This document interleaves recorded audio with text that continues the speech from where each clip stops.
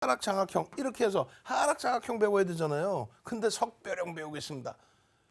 여러분들 이렇게 이야기하면서 술 한 잔도 안 먹고, 지금 방송인데 뭐 술을 어디서 먹겠어. 술 한 잔도 안 먹고 맨정신에 서서 이야기하면서 졸아본 적 있으세요? 윤정두는 5년 전부터 그게 되더라고. 23시 오늘도 온라인 방송 진행해 드릴 건데 너무너무 졸리면 서서 마이크 켜놓고 이렇게 방송을 하는데도 순간 졸아요. 농담이 아니라. 서서. 지금도 깜빡한 거예요, 제가. 정신 똑띠 챙기고 제대로 교육해 드리겠습니다. 그리고 여러분들이 채팅방에 질문 주셨는데 진짜 몰라서 물어보는데 LG그룹이 자사주 이익 소각을 한 적이 있나요? 라는 질문을 주셨어요. 제 기억에는 없습니다. 제가 LG그룹주 중에서는 이제 LG화학이라든가 LG전자는 항상 포트폴리오에 거의 수년, 수십 년을 포트폴리오로 채워왔는데 자사주 이익 소각이라는 내용을 들어본 적이 기억이 아예 없어요. 그리고 자사주 이익 소각의 개념이 언제부터 발생을 했냐면 제 기억이 맞다면 대형사에서, 그러니까 이게 원래 얘기를 하면 굉장히 길어지는데 이렇게 일단은 짧게 하고 23시에 추가 교육을 해드리겠습니다. 그리고 포탈 뒤지면 일정 범위는 나올 거예요. 그러니까 자사주에 대해서 마음 먹고 그래도 짧게라도 얘기해드려야죠. 이렇게 돼 있어요. 우리가 IMF를 겪었잖아요. 그러니까 IMF 쪽에서 자금을 지원하면서 가장 먼저 얘기했던 부분 중에 하나가 대그룹들이, 그룹사들이 자꾸 투명성이 없이 돈을 벌으면 옆에 회사에 돈을 지원하던가 저쪽에 뭐 유상증자에 참여한다든가, 그러니까 소액주주를 무시한 대주주만의 살찌우는 행위, 투명성이 결여돼 있다. 그렇게 해서 IMF가 가장 먼저 이야기했던 것 중에 하나가 지주사 전환입니다. 경영의 투명화. 그렇게 해서 지주사 전환을 해야 되는데 말을 안 듣죠. 누가 말을 듣겠어요. 왜냐하면 그 당시만 해도 차명계좌 활용해서 내 차명계좌로 세금 덜 내려고 이렇게 지분 만들어 놓은 것도 있었고, 그것이 금융실명제를 통해서도 잘 이루어지지 않았던 부분이기 때문에 결국은 철퇴를 때리죠. 이건 윤정두 생각이기도 합니다만, 윤정두만의 생각이기도 합니다만, 가장 외국인 기관 지분이 적었던, 그리고 부채가 가장 많기도 했던 대우그룹이 그냥 공중분해를 시켰다 이런 개념이 아니라 뭐 부채가 많으니까 어쩔 수 없는 그런 관점도 있었고, 또 한 가지는 지주사 전환에 대한 내용도 있었단 말이에요. 그 이후에는요, 가장 먼저 LG그룹이 알아서 LG, GS, LIG 뭐 이렇게 다 나뉘었죠. 그리고 현대그룹이 어떻게 했어요? 형제의 난 뭐 이런 것도 왕자의 난인가요? 뭐 해가지고 난리가 났었는데 현대그룹도 다 정리를 했습니다. 그리고 다들 지주사 전환을 해요. 삼성만 지주사 전환을 안 했죠. 왜냐하면 삼성은 부채가 거의 없었죠. 그렇기 때문에 뭐 제재할 내용도 제한적이고, 그런 상태에서 지주사 전환을 하게 됐을 때 그룹에 줘야 되는 당근이 있어야 될 거 아닙니까? 채찍만 때릴 수는 없잖아요. 그러니까 당근을 주는 내용이 뭐냐면, 가지고 있는 자사주가 지주사로 전환해서, 대부분 이제 지주사 전환할 때 인적 분할을 하게 되면은 그 인적 분할을 했을 때 지주사에 자사주를 남기고 그 자사주는 의결권이 생기게 해줬습니다. 자사주는 의결권이 없잖아요. 근데 자사주의 의결권을 부여를 합니다. 그러면 대주주 입장에서는 굉장한 어마어마한 득이 생기는 거예요. 상상을 초월하는. 수합까지 가능해. 그래서 인적 분할하는 업체들이 적은 금액을 가지고도 지주사만 제대로 잡아놓으면 수합해서 사업사의 지분을 일부 정리해서 지주사하고 맞바꿔버려요. 그래서 지주사의 지분만 갖고 있으면 전체를 장악하죠. 그렇게 진행이 됐어요. 이 말씀 드리는 이유는 그렇게 해서 자사주를 더 사기도 하고 지주사 전환되니까 그렇게 이끌어 가던 부분에서 삼성그룹이 드디어 지주사 전환을 해야 되는데, 지금 삼성물산이 지주사 개념인 거지 지주사가 아니란 말이죠. 그렇게 해서 지주사로 전환을 하려고 하던 과정 속에 최순실 씨 사태가 빵 터지면서 다른 데는 다 되는데 삼성그룹만큼은 지주사 전환에 빨간불이 들어옵니다. 그러니까 지주사 전환할 수 있는 법이 특별법이에요. IMF 이후에 계속 특별법으로 진행이 됐고 그것을 계속 연기를 해오면서 지주사 전환할 때 자사주 부분을 의결권을 주는 부분이 생긴 건데 결론은 최순실 씨 사태 빵 터지고 삼성그룹만큼은 안 된다고 시민단체가 반대를 합니다. 다른 그룹 다 됐는데 지금도 인적 분할하고 지주사 전환 하잖아요. 그래서 삼성그룹만 안 된다 해서 삼성그룹이 내놓은 방안 중에 하나가 자사주 이익 소각. 얼마요? 삼성전자 자사주 이익 소각 그 당시 기준에 14%를 합니다. 14%. 그러면은 어떻게 되는지 아세요? 14%면은 그때 당시 시가총액이 250조 정도 해요. 200조로만 잡을게요. 14%면은 와우. 30조인가요? 그죠? 30조에 달하죠. 30조를 이익 소각을 합니다. 그 주식을 소각을 함으로써 대주주의 지분이 조금이라도 올라가게 되죠. 당연히 이 주당 가치도 높아지고. 그렇게 해서 자사주 이익 소각이라는 부분이 사실상 그런 맥락에서 진행되는 경우는 삼성그룹을 제가 보긴 봤습니다만 나머지 주주환원 정책의 자사주 이익 소각은 뭐 중견그룹주들이나 일부 종목에서 이루어지는 건 봤어요. 그런데 LG그룹이 자사주 이익 소각을 한다? LG그룹뿐만 아니라 여타 그룹도 자사주 이익 소각하는 것을 저는 그렇게 기억이 잘 안 납니다. 근데 제가 틀릴 수도 있으니 포탈에 자사주 이익 소각 이렇게 검색해 보시면 아마도 쭉 나오지 않을까. 아시겠죠? 제가 다 척작박사는 아니니까. 그래서 원래는 이제 교육은 교육만 제가 집중해서 설명드리는데 오늘 기준에서는 LG그룹에 대한 질문 정확치는 않지만 제 기억에서는 LG그룹에서 자사주 이익 소각한 것은 대규모 자사주 이익 소각은 제가 기억이 안 납니다. 특히 LG전자, LG화학. 자, 이렇게 기준 잡겠습니다. 그리고 자사주 이익 소각에 대해서는요. 펀더멘털적인 부분은 호재죠. 엄청난 뭐 호재다 이런 개념보다도 대규모의 자사주 이익 소각은 당연히 주당 가치를 높이기 때문에 그것은 뭐 펀더멘털적으로 굉장한 호재의 기준이 됩니다. 그것에 대한 이제 평가는 외국인들과 기관들 수급이 유입된다라고 하면 굉장히 긍정적으로 평가하는 게 되겠죠. 여기까지. 자, 석배령이 아니라 하락 장악 확인형 교육 들어가도록 하겠습니다. 자, 하락 장악 확인형은요 이렇게 되어 있습니다. 상승 장악 확인형의 반대 흐름이죠. 그래서 상승을 하다가 어느 시점에 정점의 인식이 잡히는 구간에서 갭상승이 좀 더 나와주면 그러면 신뢰도가 높습니다. 근데 그게 또 비이성적으로 높으면 안 되고 갭상승이 적절한 갭상승. 그리고 요 캔들은 이 캔들의 크기가 뭐 1.5배, 3배 이렇게 될 필요는 없어요. 왜냐하면 장악을 하는 기준봉은 얘기 때문에 이 캔들의 크기가 1.5배에서 3배 정도. 그러니까 평상시에 캔들의 흐름처럼 2, 3% 뭐 3, 4% 등락이 나왔었다라고 한다면 상승 추세에서 마지막 자락에 갭상승이 일부 나와주고 뭐 같은 자락도 상관없습니다. 근데 신뢰도가 높기 위해서는 요 꼬리 부분까지 그 위에서 갭상승이 나와주고 뻗어 올라가야 되는데 힘이 없어. 그렇게 해서 밀려 내려오더라도 이런 데서 멈춰줘야 되는데 멈추지를 못해.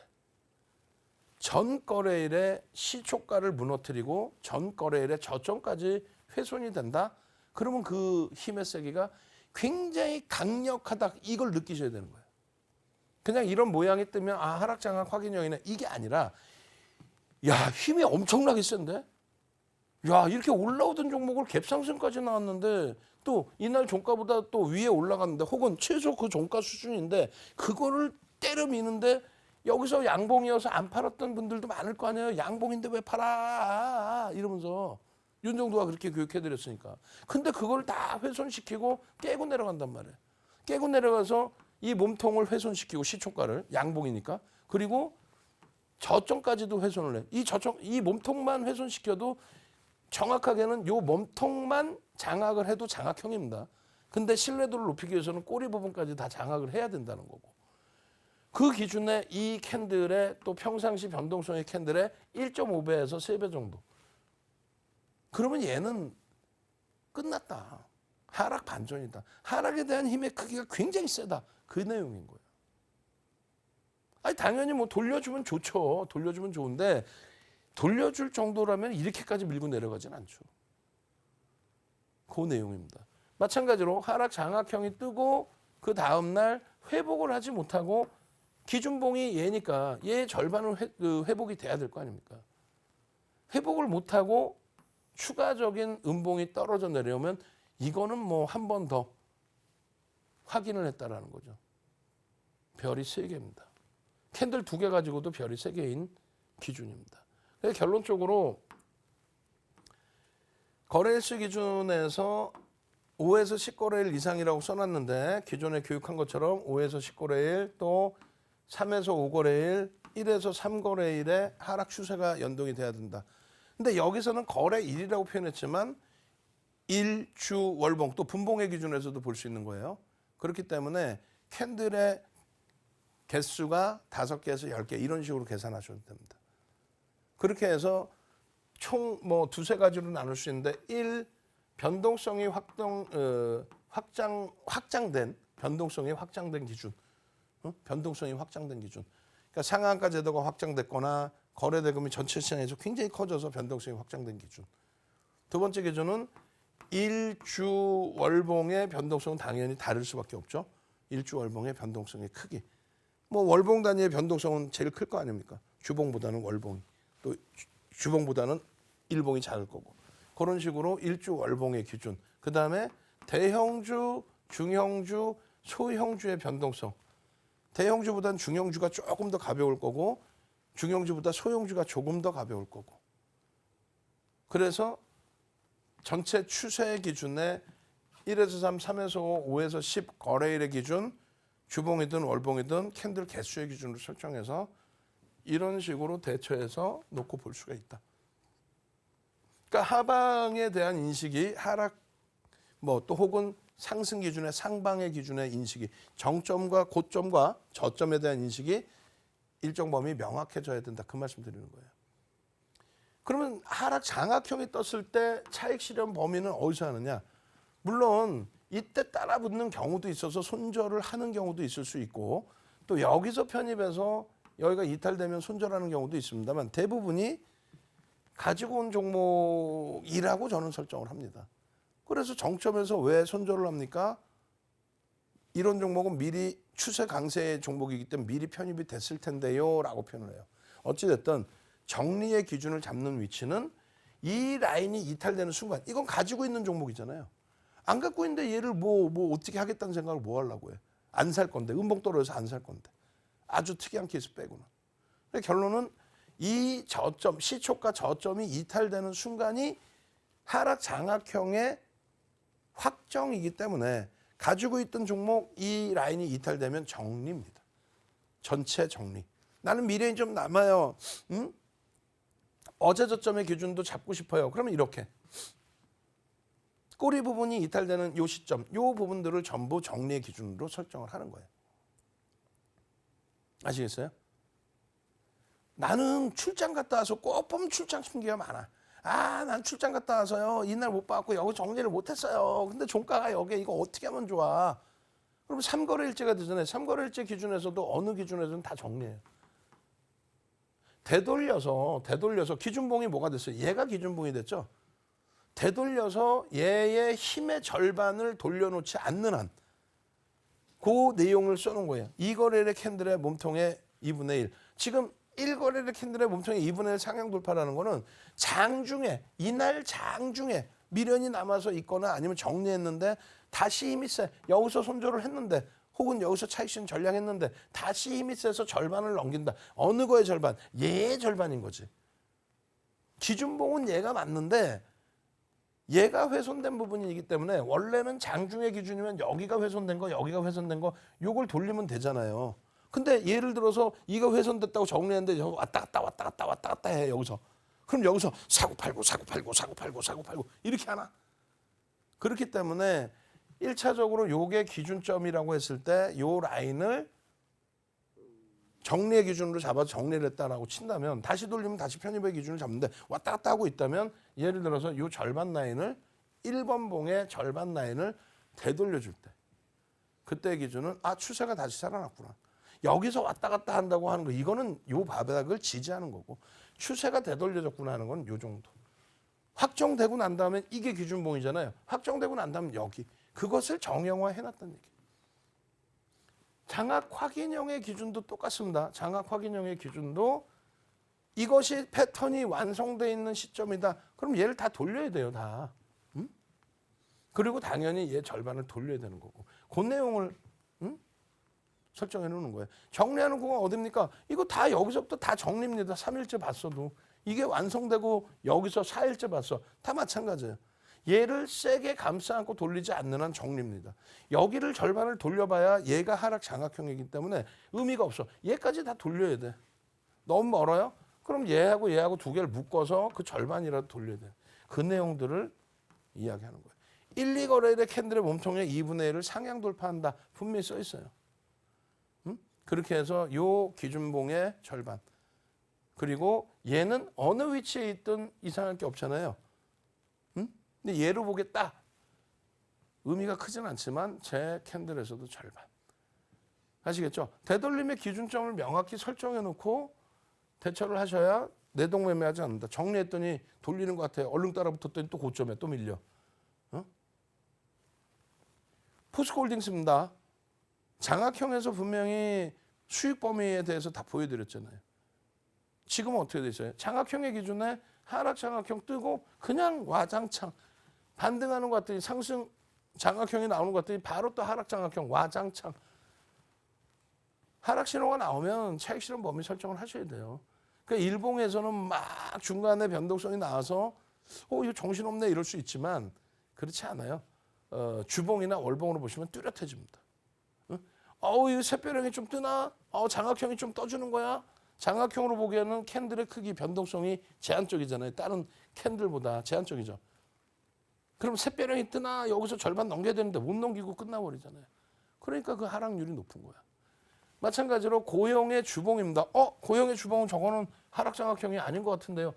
교육을 해드렸잖아요. 어떻게 해드렸죠? 엄마? 파란색이 없어져 버렸네. 그럼 초록색으로 해야지. 이렇게 해서 이렇게 이게 뭐예요? 몸통. 어떤 몸통? 음봉의 윗꼬리는 몸통으로 인식을 한다. 양봉의 윗꼬리는 의미 없어요. 음봉의 윗꼬리는 몸통으로 인식한다. 왜요? 윗꼬리라는 거는 밀고 내려간 거죠. 음봉이라는 것도 파란색 힘의 약세의 표현을 준 거죠.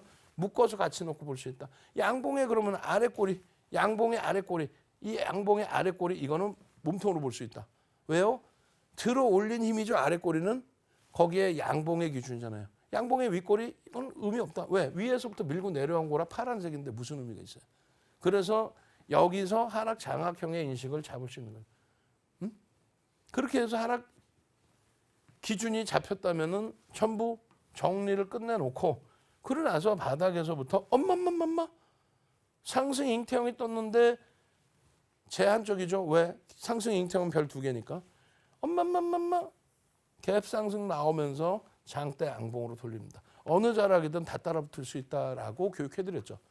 그러고 나서 추세의 지속입니다. 윗골이 달렸어도 패턴의 불편함이 아닌 거예요. 결론은요. 고형 들여다볼 수 있다 없다? 들여다볼 수 있다. 아시겠죠?